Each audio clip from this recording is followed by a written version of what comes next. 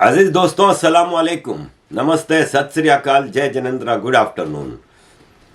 अजीज दोस्तों, कल पेशावर में पाकिस्तान में धमाका हुआ, मस्जिद में धमाका हुआ। और मस्जिद में जो नमाजी खड़े होते हैं वो सबसे पहली लाइन में वो धमाके वाला बंदा खड़ा था जिसने खुदकुश का धमाका किया, सुसाइड बॉम्बिंग की। आखिरी रिपोर्ट कल शाम तक की जो थी ना, उसके मुताबिक तो 60 से ज़्यादा लोग मर चुके हैं, 150 के करीब ज़ख्मी हैं और अभी ज़ख्मियों में भी काफ़ी क्रिटिकल है। ये पिछले कुछ अरसे में पाकिस्तान में सबसे बड़ा टेररिस्ट अटैक था और उसमें आम लोग मारे गए।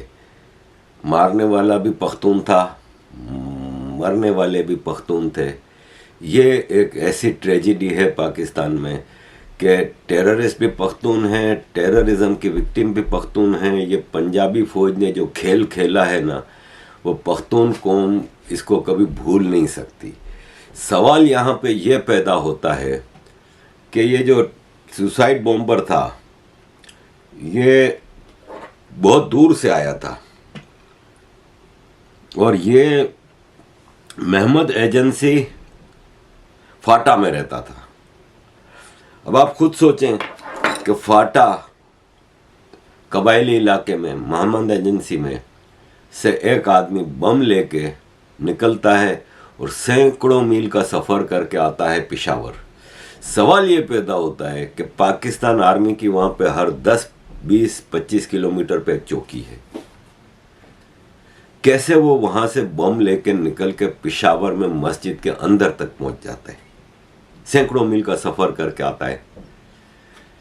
इसका मतलब यह है कि हमारी सिक्योरिटी फोर्स का अब कहीं भी कोई होल्ड नहीं है। ये किसी काबिल नहीं है कि ये अपने मुल्क में रहने वाले आम शहरियों को हिफाजत कर सके। और इसके जो सबसे बड़े कल्प्रिट है ना, ये देखें, चाय पी रहा है जनरल फैज़ हमीद। याद होगा आपको 14 अगस्त 2021 जब तालिबान ने अफगान टेक ओवर किया था और तालिबान में आपस में हक्कानी ग्रुप और इन सब के मसले हो गए थे और मामला सेटल नहीं हो रहा था, तो ये पहुंचा था।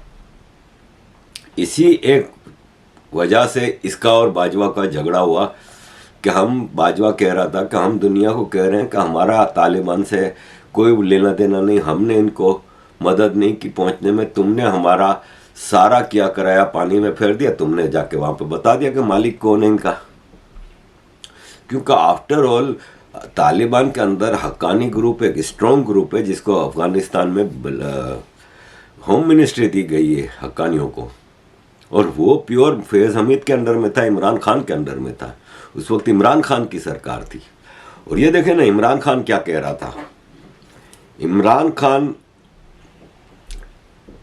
कह रहा था कि केपी के पुलिस मिलिटेंट्स और उनको रोकने के लिए कमज़ोर है, मिलिटेंट्स के पास बहुत सारे लेटेस्ट हथियार हैं। और इसने कहा कि वज़ीराबाद JIT मेंबर प्रेशराइज किए गए हैं इन सारी चीज़ों में। और इमरान खान ने ये आइडिया दिया था कि तहरीक तालिबान पाकिस्तान को फाटा में सेटल किया जाए, और किया। और जब तालिबान ने अफगानिस्तान टेक ओवर किया तो ये तहरीक तालिबान पाकिस्तान के जो कई 100 लोग जेलों में थे अफगानिस्तान के, अशरफ गनी सरकार ने इनको बंद किया हुआ था, वो फैज़ हमीद ने जाके छुड़वाए। क्योंकि ये इमरान खान की PTI का टेररिस्ट विंग है जो इनके कहने पे अमल करता है। जैसे अभी इन्होंने ऐलान किया कि हम PDM की पार्टियों को इलेक्शन में हिस्सा नहीं लेने देंगे, उनको टारगेट करेंगे। क्यों भाई, PTI को क्यों नहीं करोगे? और यही 2018 के इलेक्शन में इसने किया था। TTP ने ये टारगेट किया था कि हम पीपल्स पार्टी, MQM और इन सबको इलेक्शन में हिस्सा नहीं लेने देंगे, और इनकी टारगेटिंग की गई थी। तो वो अपनी कैंपेन नहीं चला सके थे, लेकिन PTI का लिए खुला रास्ता बना रहे थे। ये PTI का टेररिस्ट मिलिटेंट विंग है और PTI आर्मी की उस वक्त मिलिटेंट विंग थी। उसको ज़बरदस्ती पॉलिटिकल पावर दे के असेंबली में पहुंचाया था आर्मी ने, अपने जो डिज़ाइंस थे वो पूरे करने के लिए। तो ये धमाके की अगर किसी ने FIR कटवानी है, फैज़ हमीद और इमरान खान के खिलाफ कटाई जाए। और इतना बड़ा धमाका उस वक्त होता है जब इमरान खान की KPK सरकार अभी पिछले हफ्ते असेंबली तोड़ के गवर्नमेंट ख़त्म करती है। जब तक इमरान खान की सरकार थी तब तक ऐसे कोई बड़े धमाके नहीं हो रहे थे, अब ये अपनी पावर दिखा रहे हैं। तो अजीज दोस्तों, पाकिस्तान आर्मी का सारा खेल है। इसमें PDM तो सिर्फ और सिर्फ नवाज शरीफ की पार्टी, जरदारी की पार्टी, फजलुर रहमान की पार्टी माल बनाने आए, और अपने माल जो जिसके ऊपर केसेस बने हुए थे वो केसेस को ख़त्म कराने और अपनी वो अदालतों से जो प्रॉपर्टियां और सब चीज़ें जब्त हो गई थी वो रिलीज़ कराने आए, और कुछ नहीं कर रहे। वरना इनकी पावर क्या है मुझे ये बता दें। अब तक इमरान खान को तो गिरफ्तार कर नहीं सके। 50 केस हैं इमरान खान को गिरफ्तार करने जैसे, 50। फवाद चौधरी को गिरफ्तार करते हैं, फौरन अदालतें आ जाती हैं, उसको रिलीफ दे रही हैं। मतलब आप ये देखें कि अली वजीर, एक MNA PTM का, कई सालों से जेलों में बंद है, उसका हाल देख लें। फवाद चौधरी तो बीवी से गले जप्पियां पा रहा है। बीवी को जप्पियां पप्पियां मारने की इजाजत है फवाद चौधरी को। रोज अदालत में पेश किया जाता है, रोज हॉस्पिटलों में लाया जाता है, VIP ट्रीटमेंट दिया जा रहा है। यह है PDM की ताकत। ये किसी काबिल नहीं। ये पिशावर धमाके के बाद आर्मी चीफ और शहबाज शरीफ पहुंचे हॉस्पिटल मरीजों को देखने के लिए जो विक्टिम थे। अब ये देखें, किसी भी डेमोक्रेटिक सोसाइटी का मुझे मिसाल दे दें, वो जो कोने में खड़ा है ना मरियम औरंगजेब के पीछे, वो डिफेंस मिनिस्टर है, ख्वाजा आसिफ। आर्मी चीफ आसिम मुनीर का बॉस है ऑन पेपर्स। आप मुझे ये बताएं कि यहां पे जहां आर्मी चीफ खड़ा है, यहां पे डिफेंस मिनिस्टर को नहीं खड़ा होना चाहिए? इसके पीछे आर्मी चीफ हो, लेकिन आर्मी चीफ दिखा रहा है कि हु इज द बॉस। यह है जी पाकिस्तान। इमरान खान जैसी गंद यहां पे फैलाई गई है। ये अहले हदीस जमात जो है वो इंतहाई पाकिस्तान की एक्सट्रीमिस्ट जमात है। ये हाफिज सईद और ये जो भारत के टेररिस्ट हैं ये अहले हदीस हैं, और ये पाकिस्तान की 1% पॉपुलेशन है। पाकिस्तान में खाली अहले हदीस 1% पॉपुलेशन को के फॉलोअर है इसके, लेकिन ये पाकिस्तान की फॉरेन पॉलिसी और आर्मी पे इनका बड़ा असर है। इसका जो चीफ है हिशाम इलाही ज़हीर, इसने कहा है कि इमरान खान की PTI है ना, इसने पाकिस्तान में एक नया फिरका ईजाद किया है और उसको मजहबी टच के साथ लॉन्च किया गया है। जो इमरान खान के साथ एग्री नहीं है वो चोर, डाकू, बेईमान, मुनाफिक और काफिर है, और जो बेईमान, हरामी तरीन चोर, डाकू इमरान खान के साथ है वो पवित्र और पारसा है। ये एक बीमारी है। ये हिशाम इलाही ज़हीर ने कहा है, अहले हदीस का जो चीफ है।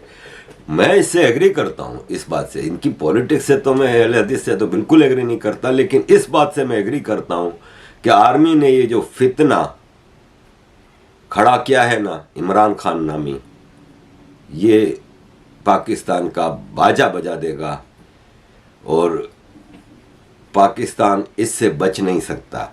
ये देखें, ये फर्स्ट पोस्ट की एक रिपोर्ट आई है कि पाकिस्तान में पिछले कुछ महीनों में KPK और बलूचिस्तान में इतने ज़्यादा अटैक हो रहे हैं कि सैकड़ों फौजी मर चुके हैं अब तक। ये मैं आपको हर वीडियो में थोड़ा थोड़ा जो बताता रहता हूँ, ये असल कहानी है।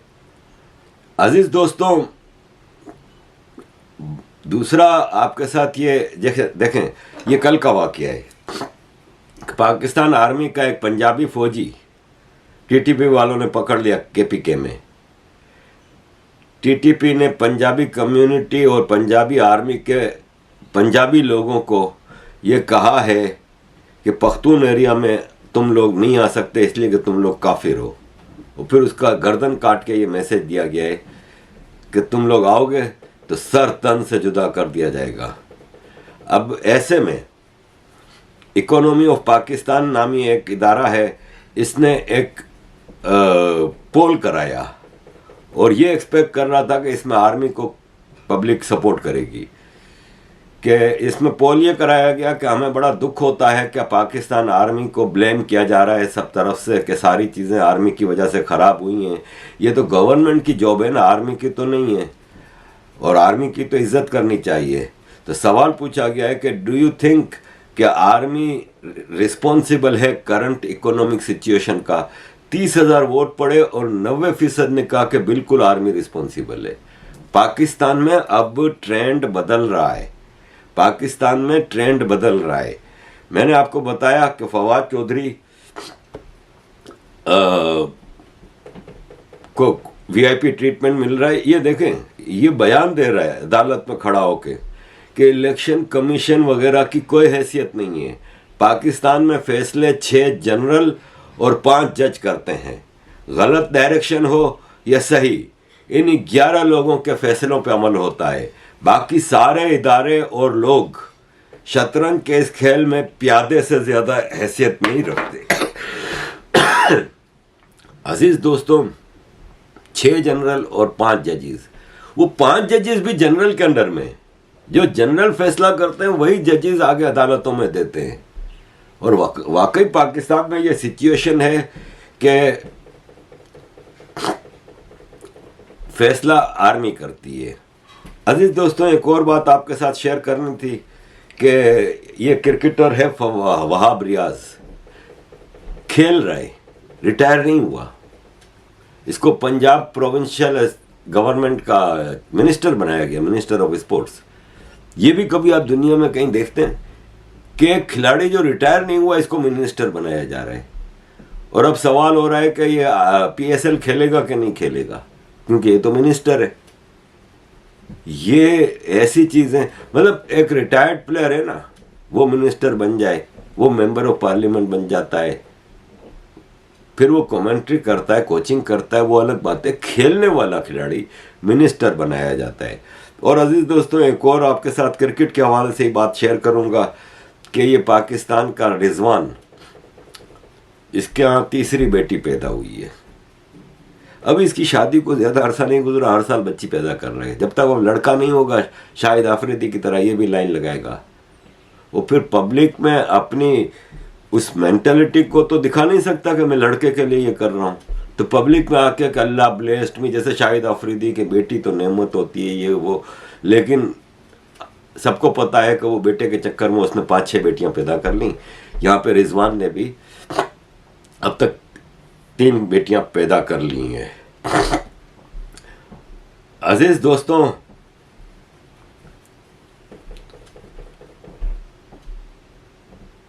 Pakistan army most corrupt institution of Pakistan है, ट्रांसपेरेंसी इंटरनेशनल की लेटेस्ट रिपोर्ट में ये बताया गया है। अजीज दोस्तों, प्रायोरिटी की बात करें तो प्राइम मिनिस्टर शहबाज शरीफ ने ये ट्वीट किए कि इजराइल मासूम फ़लस्तीनियों को कत्ल कर रहा है इम्प्यूनिटी के साथ। 10 फ़लस्तीनी मार दिए, जिसमें औरत भी बूढ़ी थी। ऑक्यूपाइड वेस्ट बैंक में स्ट्रॉन्गेस्ट कंडेमनेशन। मिडिल ईस्ट में जब तक फ़लस्तीन और इजराइल 2 अलग स्टेट आज़ाद नहीं होंगे तब तक अमन नहीं आएगा। हम फ़लस्तीनियों के साथ खड़े हैं। मेरा सवाल ये है कि थोड़ी वर्डिंग चेंज कर लें कि आप कंडेम करें ऑक्यूपाइड बलूचिस्तान में पाकिस्तान मिलिट्री की ब्रूटलिटी को। आप कंडेम करें पाकिस्तान मिलिट्री की ब्रूटलिटी ऑक्यूपाइड केपीके में। लाखों लोग मार चुके हो भाई, सिंध बलूचिस्तान केपीके में तुम्हारी आर्मी ने लाखों। पहले घर का हिसाब किताब ठीक कर लो, फिर बाहर जाके बात करना। तुम लगे हुए हैं पाकिस्तान से बाहर जाके। ये देखें, कैनेडियन पार्लियामेंट में ये साहब क्लियर अल्फाज में कह रहे हैं कि बाजवा एक टेररिस्ट है, Pakistan Army एक terror. Chief of the Army Staff, General Qamar Javed Bajwa, had a visit to Canada approved for a $50,000 taxpayer-covered trip in 2020 that was cancelled thanks to COVID-19. General Bajwa has been accused of toppling two governments in Pakistan. The military under his command has been involved in human rights abuses, extrajudicial killings, and has links to terror groups. An assistant deputy minister called this visit, quote, appropriate. Does the defense minister share the same opinion that a $50,000 trip to Canada was appropriate for General Bajwa? अब मैं आपको और clear अल्फाज में, जितना इसने clear अल्फाज में कहा है, मैं इससे ज़्यादा आपको क्लियर अल्फाज में क्या बताऊं। अजीज़ दोस्तों, थोड़ा बात हो जाए फॉरेन पॉलिसी के हवाले से। IMF पाकिस्तान आ गई टीम, बिलावल मॉस्को पहुंच गया और हिना रब्बानी खर जिनीवा पहुंच गई। यूनिवर्सल पीरियोडिक रिव्यू ये एक यूनाइटेड नेशंस का सिस्टम है जिसमें मुख्तलिफ कंट्रीज जिसकी बहुत ज़्यादा शिकायतें आ चुकी होती हैं उनका एक रिव्यू होता है, और ये यूनिवर्सल पीरियोडिक रिव्यू हर साल उस पर स्पेशल सेशन करता है उस कंट्री पे। तो पाकिस्तान की बहुत सारी शिकायतें थीं जिस पे पाकिस्तान को लेटर लिखे थे UN के मुख्तलिफ ओहदेदारों ने कि आप इसका जवाब दें, और अब उस पे एक सेशन बुलाया गया है 3 दिन का जो शुरू हो चुका है, और हिना रब्बानी खर पाकिस्तान की minister of state for foreign affairs जो है वो वहाँ पे गई है लाड़े लपे देने के लिए। वो वहाँ पे जाके झूठ की अंबार लगा रही है। उसने वहाँ पे जाके कहा है कि Pakistan legal policy institutional administrative steps हमने दिए हैं ह्यूमन राइट्स और फंडामेंटल फ्रीडम के लिए, और हमारा रिजॉल्व है कि हम अपनी आवाम की बेहतरी के लिए काम करेंगे और डेमोक्रेटिक पॉलिटी और फोस्टर इंक्लूसिव सोसाइटी बनाएंगे। पाकिस्तान इंटरनेशनल ह्यूमन राइट्स में कंट्रीब्यूशन करता है और लीडिंग वॉइस है ऑप्रेस और वल्नरेबल के लिए। Resolve to continue to build bridges and promote consensus and dialogue at human rights platforms. कुछ भी नहीं है, सब बकवास है। कौन सा ह्यूमन राइट है पाकिस्तान में भाई? कौन सा ह्यूमन राइट है? सारे ह्यूमन राइट्स सस्पेंडेड हैं, सारे ह्यूमन राइट्स किसी एक को नहीं मिल रहे। अजीज दोस्तों, एंड पे अब बात हो जाए बिलावल की मॉस्को यात्रा। ये मॉस्को में गया, इसको रशियन फॉरेन मिनिस्ट्री के क्लर्क ने जाके एयरपोर्ट पे रिसीव किया, क्लर्क ने, और इसको आधे घंटे की मीटिंग की रशियन फॉरेन मिनिस्टर ने इसके साथ। लेकिन उस आधे घंटे की मीटिंग के बाद बिलावल ने 2 घंटे की प्रेस कॉन्फ्रेंस की, हमने ये बात की, ये बात की, ये बात की। अब कोई इससे पूछे कि भाई साहब आधे घंटे की मीटिंग में तुमने इतनी सारी बातें कैसे कर ली?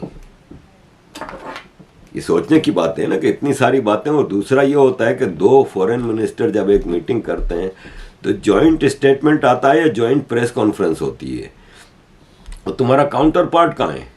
उसने तो एक बात भी नहीं की, खाली तुम बकवास कर रहे हो कि मैंने ये कहा और मैंने ये कहा। बिलावल ने कहा कि मैं रशिया यूक्रेन वार के हवाले से मैंने उनसे कहा, फॉरेन मिनिस्टर ऑफ रशिया से, कि डिप्लोमेटिक तरीके से इसको फैसला करें, आप इस मसले को हल करें, और जंग किसी मसले का हल नहीं है वगैरह वगैरह। और बिलावल ने ये कहा कि सर्जी लाव्रोव रशियन फॉरेन मिनिस्टर से मैंने कहा कि हमें मिल के चलना चाहिए, और पाकिस्तान है ना वो हमेशा से चाहता है कि रशिया हमारा इम्पोर्टेंट प्लेयर है वेस्ट में, साउथ और सेंट्रल एशिया में, और हम हमेशा रशियन फेडरेशन के साथ हाई लेवल का कांटेक्ट रखेंगे। बिलावल ने कहा कि हमारी दोस्ती के ऊपर बात हुई है और डिटेल डिस्कशन हुई हमारे दोनों के ताल्लुकात के ऊपर। इसने कहा कि प्राइम मिनिस्टर शहबाज शरीफ की रशियन प्रेसिडेंट व्लादिमीर पुतिन से समरकंद में एक कॉन्फ्रेंस के हवाले से बातचीत हुई थी। इसके अलावा 8th इंटर गवर्नमेंट कमीशन भी इस्लामाबाद में होल्ड किया था हमने, जिसमें हमने ट्रेड, इकोनॉमी और एनर्जी कोऑपरेशन पर रशिया से के बारे में बात की थी। और हमने इंटरनेशनल ऑर्गेनाइजेशंस और यूनाइटेड नेशंस के बारे में भी बात की वगैरह वगैरह। सिंपल सी बात यह है कि ये गया था वहाँ पे कोई रास्ता ढूंढने को, कोई पेट्रोल मिल जाए, कोई भीख मिल जाए, कोई कुछ हो जाए, लेकिन वो सब पे सुना है कि उन्होंने बात करने से इनकार कर दिया। उन्होंने कहा कि पहले ये मामला क्लियर करो कि ये जो तुम लोगों ने यूक्रेन में तुम लोगों के कंटेनर जा रहे हैं, इसने कहा कि जनवरी में हमें पता चला है कि तुम्हारे कंटेनर हथियारों से भर के यूक्रेन में पहुंचे हैं। कराची हब बन गया है, सेंटर बन गया है।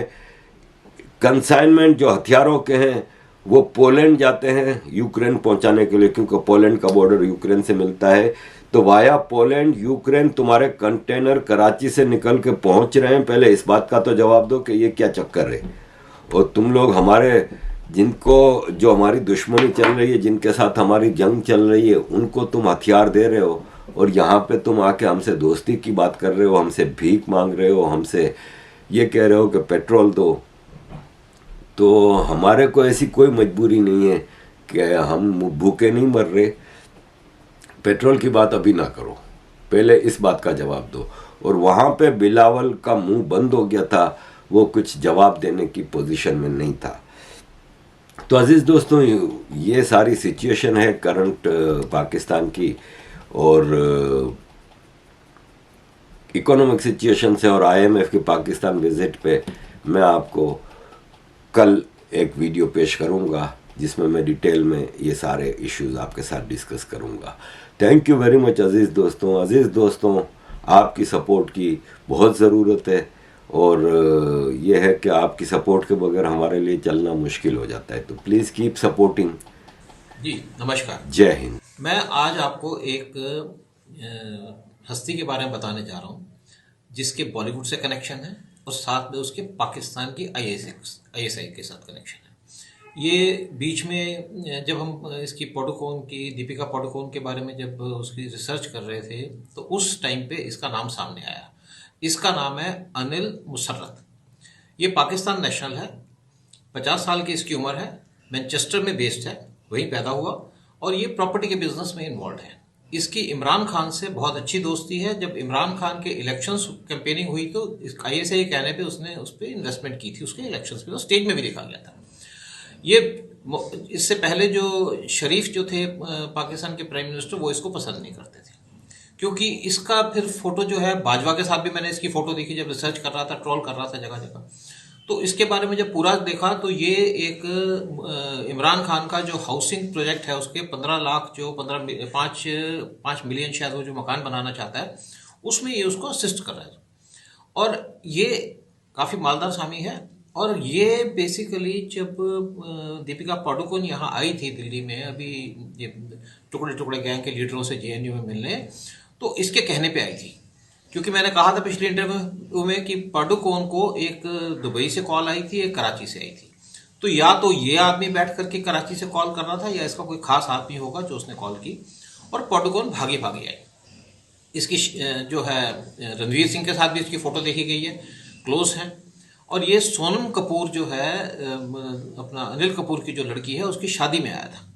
और मुझे याद आ रहा है कि सोनम कपूर ने जब CAA की जो एजिटेशन हुई थी, उसमें कुछ अपनी स्टेटमेंट दी थी जो कि कंडेमनेबल है, जो कि इंडिया के इंटरेस्ट में नहीं है।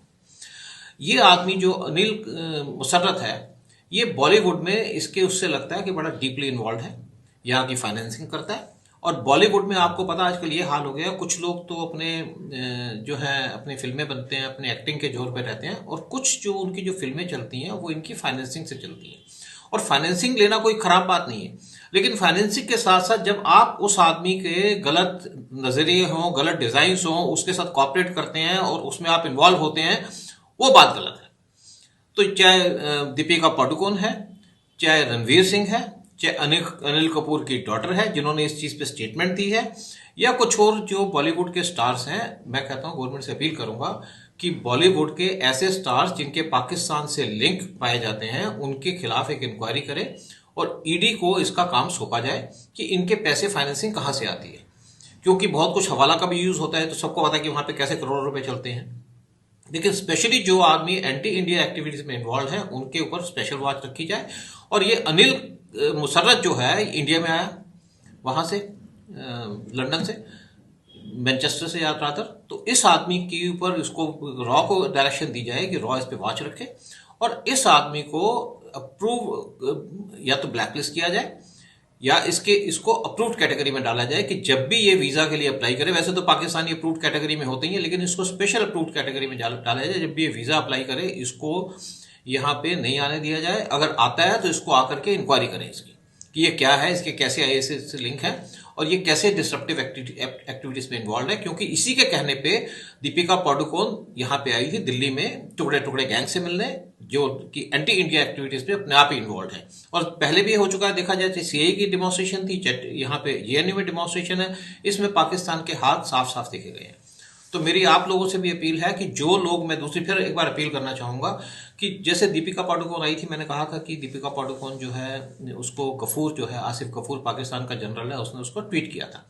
मैं इन लोगों की फोटो भी आपके पास इसमें शेयर करूंगा अपने इस वीडियो के साथ, और साथ में वो जो गफूर का ट्वीट है वो भी शेयर करूंगा, ताकि आप लोग भी खुद देख लें और जान लें कि ये कैसे लोग हैं, एंटी इंडिया एक्टिविटीज है, इनके साथ क्या करना है। इनको हमने बहुत ज्यादा टॉलरेट कर लिया है, एनकरेज होते हैं ये लोग। हम जब कुछ नहीं करते तो हमें एक तो इनको बॉयकॉट करना और इनको अपोज करना है, जहां भी जाए हुटिंग भी करें हम, हमारी भी फ्रीडम ऑफ, इनकी अगर फ्रीडम ऑफ स्पीच है उल्टे एंटी नेशनल एक्टिविटीज करने के लिए